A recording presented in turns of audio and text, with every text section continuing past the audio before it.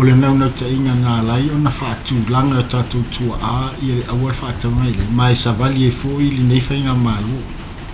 o le puipuinga le o tātou ili o na e au tupulanga o le au whaatua te le ina le whaitawa whai o fio anga ma la whanga ma a inga fōi e mana amia Fanua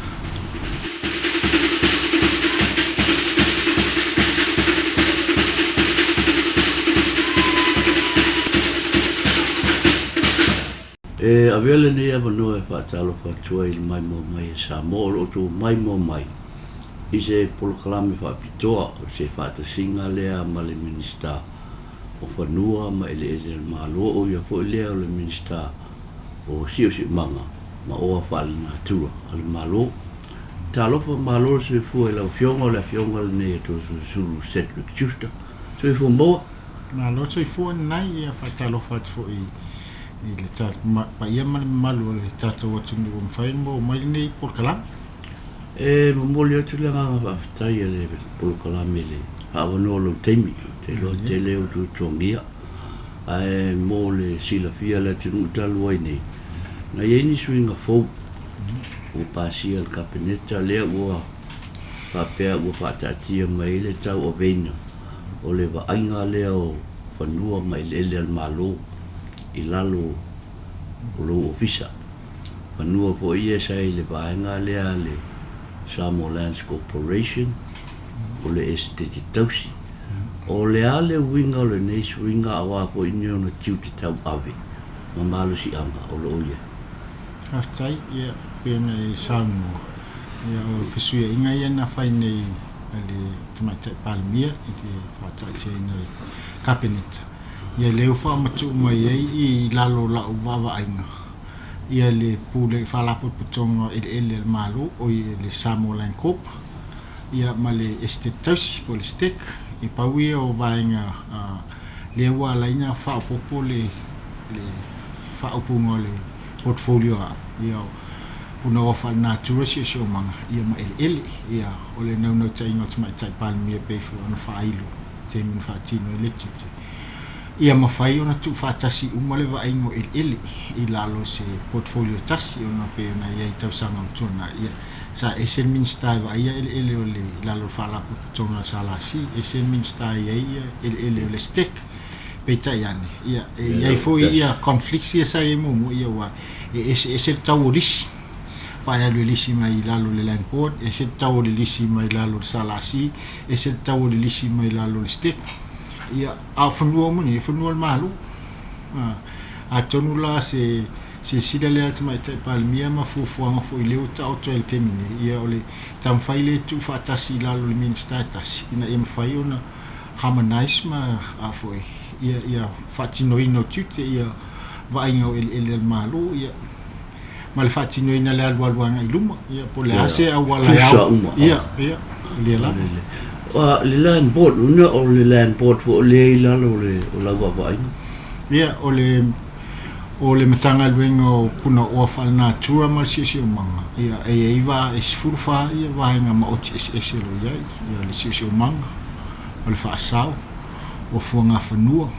o Eleele le ia le land board ia ma lista le ina Fanua land registration o le lisi o Fanua whaletunu customary land lease ia ma le vaenga o Suavai le water resource vaenga o le climate change ia ma vaenga o afu Malo si anga whaafuina po renewable energy vaenga esi ma oti mai ia lalo mtanga luenga ia le whaapupuina mtanga luenga Punaoa whalinatua ma Siosiomaga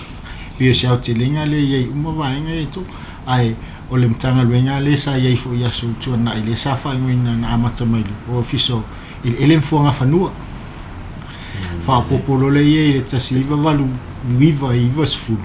ia le Siosiomaga whaingoa mai lola ia le iwa tasi no suia tu la fono Department of Lands and Environments land survey Department of Lands and Survey na mata mai lono lua e tau mai le iwa sfulu ia suia lo le Department of Lands and Environment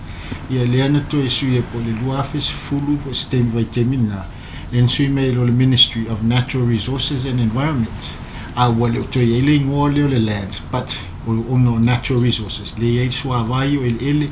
le lau campaign mai le no natural resources but o function sai le officer of Fanua mai ele sai le ai tonu tanga le vai la ele land board o ele la ai todo al Malo o le land board o le STEC mai le Salesa o fisile pe I to inga le o le mau atu o ila le fifia park tangira lua o ile vai le vaaiga le Fanua le o Fanua uma lava I government land I lalo uma tanga venga ele mfonga Fanua o foi Fanua lo lisina le fai housing tele development pe on tanga venga le ia uma lalo to inga Fanua ese Malo ia na lisi le isim tanga venga Malo fati no ila to ale Pulega ele Malo I lalo tanga venga ni o le lalo o fa pena foi la le fifia le friendship park mai si uma ia malai fatu o isi mo vainga ai lisi la ia imtanga ben pe foi la lo fati no ile tu na tu le vainga ele Pulega le afui STA le STA ia friendship park le si vainga le lumo lo tu na tu la lo le official Ministry of Finance le ownership. All government lands is under the Ministry of Land, Natural Resources and Environment. Tu fa mon se o le simta o te lo o mai po ia pamtelanga po tarsanga e o isi te mio o atu malunga pa se ala tu e tu langa le Fanua ele al Malo o le fai ke uma masani ava pe na masani na lisi na ye po ile fainga na ye mo mua elisi malfa mo fa tau lease to purchase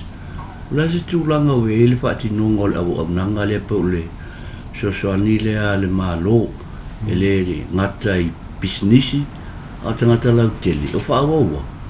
aftai te doa si le tato o le titi to a mata mai talanga ina wa tuto tasi sa mo fa mtu mai lo ni si vainga ele sai la Malo New Zealand le e lua la vainga na yai o vainga sa ye fato anga le na fa mtu mai lo tu fa establish ai lo Malo le Westek o farms la ye fato anga ia mai tonga new wa foi pa povi yaso tona te mele tuto le na set up ai le Westek o le lato functionala o le vainga fato anga ia Malo a isi va ele le sa tu mai lalo le land board o ele la ia al Malo na sa wai o le fato anga mati na sa vati ne sa lalo STEC le lalo le land board at no time at all na ye se me fa pe fa town for no Malo olo no winga le fa tau to ama fai lava ona fa tau ina wo mai se vai te mi pole le na set up ile salasi ile ma fainga Malo fu tona le na lai uli tele o ai ta la fuma le ngawule o le STEC sa ye le vai tau le a tonu le na o vai lo ma fa tu ina fa la po puto ma fo le STEC o le salasi and the purpose le fa tu ile na lai pauna te mina fa il tu la fo ma fa tau ia ni si fa no Malo lease to purchase le na sell lisi portion la mo ingele ma fa ina fa tau atua le la ye le lease to sell and there was only specific parts of the country le na ye Fanua le la wa uma Fanua na wole 25 na Fanua na ye temila ne le la o te va vai o no te ingale ye ya au ya to ya fa ta auto se land use policy fa nga ino ele fa la anga nu customary land o ele Malo fe me e fe tawili lisi ai mo Fanua fa la nu o mo ati na e o a inga fo ye fe mo fa le no fo ele no fo ai o nisi fa to ang ia tasi le policy e ta fa i mai on el temni ese le ngata ne ese tawili ese fo ia lisi no vai mo fa ti no ina nga ese le policy I le Samolan ese le policy el STEC le va pena o le vai nga mala le mo la lo mena lo ta pena ne ia o mam tanga ben fa la puputo ne ia fausia se ta to fa nga fa vai le se fa nga ina tu la fono lo ia ma wala fa mo fi fo yo na ma waya no le tu o fia monia no ia tau fanu I sa le se mana te fa tu sile le o ta noi pa tama fanua te mana tu o sta sina ta pu ma ale tele fina ngalo ai o la sa o tu la funu a me se tu la ngale ele fa la nganu ma ele malo o ma faina fa ta le lo pui customary land fanua falang ma itu ton tato fenga ole fawai constitution ele me fai ona saulina ni fanua customary land e ma fai ona lisi le lisi ale le na amata mai ai tau sang le lisi ai titi sal fai la to po le lisi ai so fala po tonga postanga fai business fu le lisi ai isi fio anga po ni sia ai fai hotel fai ia tina ss ole customary land list na le fa pauna me ale fa ole fa sa ona ye fu ni si mon ye fa pe lo fa tau fanua so se lisia a lisi lo fanua ile stangata